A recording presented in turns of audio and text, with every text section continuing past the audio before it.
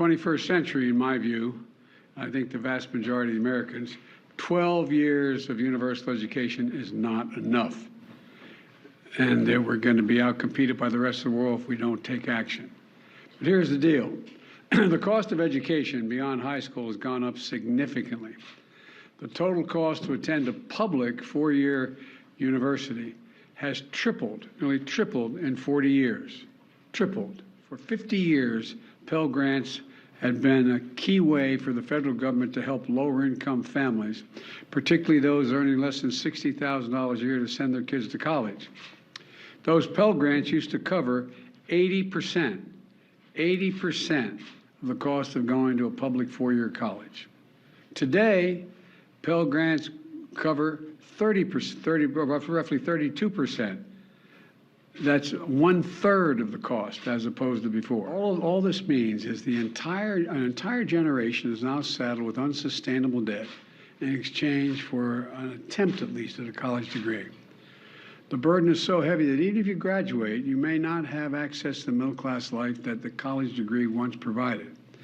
Many people can't qualify for a mortgage to buy a home because of the debt they continue to carry. Many of you had to leave school because the financial strain was much too high. About 1/3 of the borrowers have debt but no degree, and worst of both worlds, debt and no degree. The burden is especially heavy on Black and Hispanic borrowers, who on average have less family wealth to pay for it. Student loan payments pause is going to end. It's going to end December 30. I'm extending to December 31st, 2022, and it's going to end at that time. It's time for the payments to resume. Second, my campaign for president, I made a commitment. That would provide student debt relief, and I'm honoring that commitment today. Using the authority Congress granted the Department of Education, we will forgive $10,000 in outstanding federal student loans. In addition, students who come from low-income families, which allowed them to qualify to receive a Pell Grant, will have their debt reduced $20,000. Both of these targeted actions are for families who need it the most. Working and middle-class people hit especially hard during the pandemic, making under $125,000 a year. In fact, about 90% of the eligible beneficiaries make under $75,000 as family. Here's what that means. If you make under $125,000, you get $10,000 knocked off your student debt. If you make under $125,000 a year and you received a Pell Grant, you'll get an additional $10,000 knocked off that total, for a total of $20,000 relief. 95% of the borrowers can benefit from these actions. That's 43 million people. Of the 43 million, over 60% are Pell Grant recipients. That's 27 million people who will get $20,000 in debt relief. Nearly 45% can have their student debt fully canceled. That's 20 million people who can start getting on with their lives.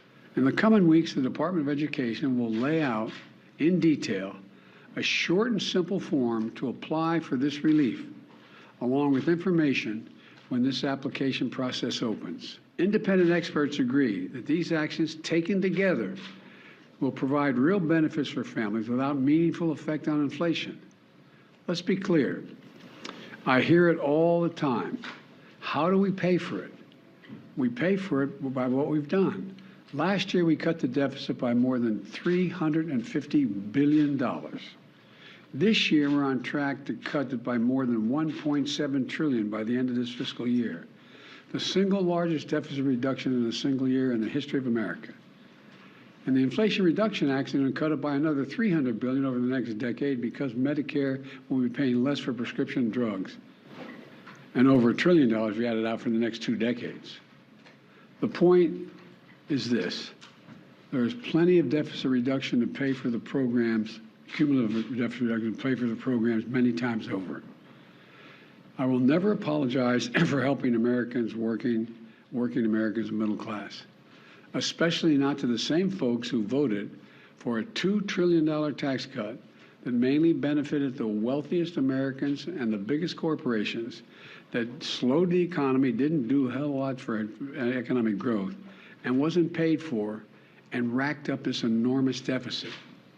Just as we've never apologized when the federal government forgave almost every single cent of over $700 billion in loans to hundreds of thousands of small businesses across America during the pandemic. No one complained that those loans caused inflation. A lot of these folks in small businesses are working in middle-class families. They needed help. It was the right thing to do. So the outrage over helping working people with student loans, I think, is just simply wrong, dead wrong. Third thing, we're fixing the student loan program system itself. We've talked about this at length. This is really important. We're proposing to make what's called an income-driven repayment plan simple and fair. And here's how. No one with an undergraduate loan today or in the future, whether for a community college or a four-year college, will have to pay more than 5% of their discretionary income to repay their loan. That's income after you pay the necessities like housing, food, and the like. You currently pay 10%.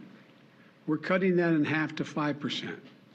And after you pay your loan for 20 years, your obligation will be fulfilled if it hadn't already been fulfilled, meaning you won't have to pay any more, period.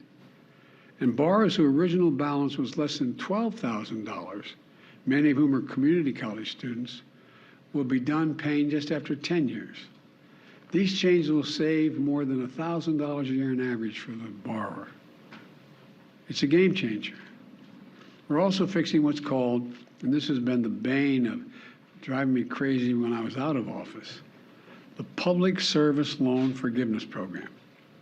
Now, this program forgives student loans to encourage those students who have those loans if they go and do public service. Think of the millions who are public school teachers, local police officers, workers at local charities, members of the military and the National Guard, and so many more. Think of the folks who work for federal, state, local, tribal governments, keeping essential services going, responding to natural disaster, all those firefighters and cops. The program is designed so that if you serve in one of these jobs, and we'll be able to list those and you'll be able to accurately assess whether you do, and make your loan payments for 10 years, even if it's not consecutive years, your remaining balance will be completely forgiven. It's a great idea, but the program's a mess. It's so inefficient and complicated, too many people just give up. Think if a service member defers their student loan payment while they're deployed. The system is so restrictive that their active duty service didn't count as public service, and the loan isn't forgiven as promised. It's outrageous. Well, the man to my left is going to fix it. The Department of Education has recently proposed changes that will make this program work better and over the long term, much better. And now the department issues emergency temporary changes to retroactively credit public service so it counts and loans are forgiven. Since I've been in office, more than 175,000 teachers, nurses, police officers have been able to get over $10 billion in loan forgiveness so far through this program. But this opportunity expires on October 31st, 2022. So my message to all servants, all public servants, all those who are the ones that are volunteering, is out with student debt to go. Here's what you want, if you're worried about how to do it, go to pslf.gov before October 31st to see if you qualify for public service student loan forgiveness. This is another game changer. And we're going to have people who are there to help get you, help direct you and work you through the process. And one more big change we're making to the system is we're holding colleges accountable for jacking up costs without delivering value to students. We've all heard of those schools luring students with a promise of big paychecks when they graduate, only to watch these students be ripped off and left with mountains of debt. And my predecessors looked the other way. for some reason, with good reason, to do anything about this fraud. My administration is taking it on. For example, the Department of Education works with private education associations to accredit colleges and universities so they can receive federal aid.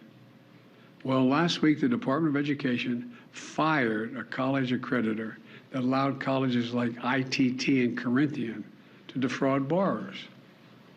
And combined with our emergency actions, the Public Service Forgiveness Program and other actions we've taken, we've been able to cancel more than $32 billion in student debt for 1.6 million borrowers, including those defrauded by these bad acting schools.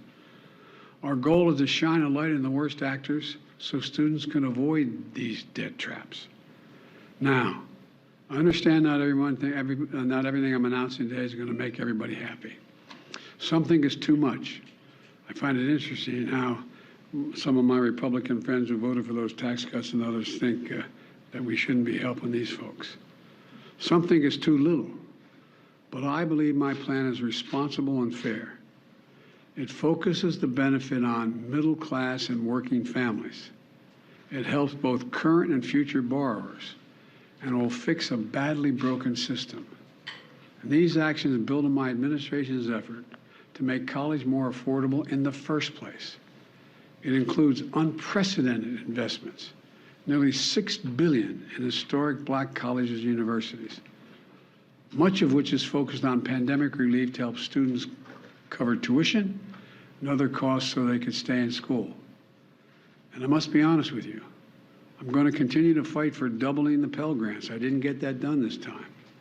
Let me say it again. 12 years of universal education is not enough.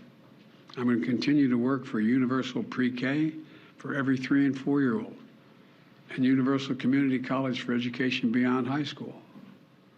Let me close with this. I ran for office to grow the economy from the bottom up and the middle out. Because when we do that, everybody does better. Everybody does well. The wealthy do very well, the poor have a way up, and the middle class can have breathing room. To support my work, please click the subscribe, the like button, and the notification bell so you wouldn't miss any of my new videos.